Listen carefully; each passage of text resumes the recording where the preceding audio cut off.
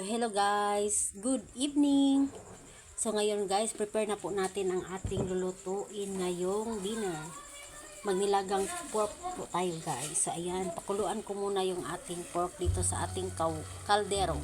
Guys, sabay na natin ang ating ginger sa ating pork. Sabay na din natin ang ating onion. Hindi na natin igisa yan guys kasi pork naman yan.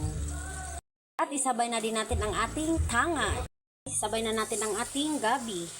Guys, maglagay na tayo ng tubig para sa ating sabaw. Yan, tama na po yan. Lagyan pa natin ng konti.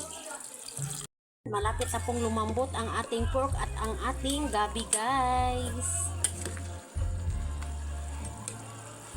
Guys, malambot na po ang ating pork at ang ating gabi. So, lagay na natin ating green.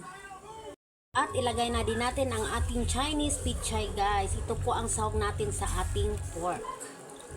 Ating green onion leaves at ang ating sangi guys. Yan. Pangpalasa din to ng ating niluluto guys. Herbs yan. Ilagay na natin ang ating magic sarap. So ayan guys, luto na po ang ating nilagang pork ng baboy para sa ating hapunan. That's all guys. Thank you for watching.